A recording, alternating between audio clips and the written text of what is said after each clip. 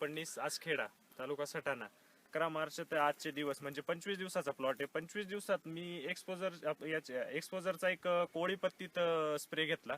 Exposure किती मिलीन घेतलं? Exposure 1.5 मिलीने घेतलं होतं मी.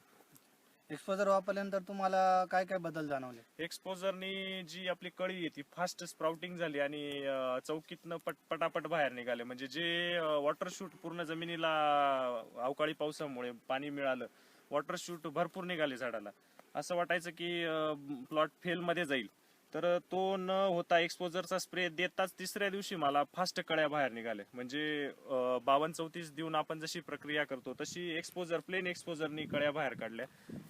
एक्सपोजरने तुमच्या कळ्या पूर्ण बाहेर निघून आल्या. आणि कळ्यांचा जो स्ट्रोक होता त्या स्ट्रोक बद्दल काय सांगा? नाही, कळ्यांचा स्ट्रोक आजपर्यंत असं म्हणजे मी जेव्हापासून आता 8 वर्षापासून शेती करतोय तेव्हापासून असं हे फुल असं दिसलेलं नाही. एक्सपोजर या प्लॉटला पहिल्यांदाच यूज केलेलं आहे मी यावर्षी.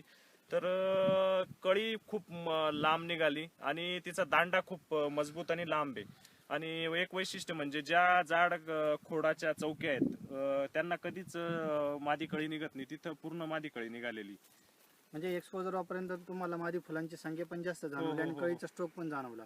त्यामुळे तुमच्या जी फ्लॉवरिंग स्टेजला जी गळ होती त्या गळीवर पण नियंत्रण आलं असेल. जी मादी कळी आहे ती पॉलिनेशन झाल्यानंतर लगेच डायरेक्टली सेटिंग मध्ये जाते.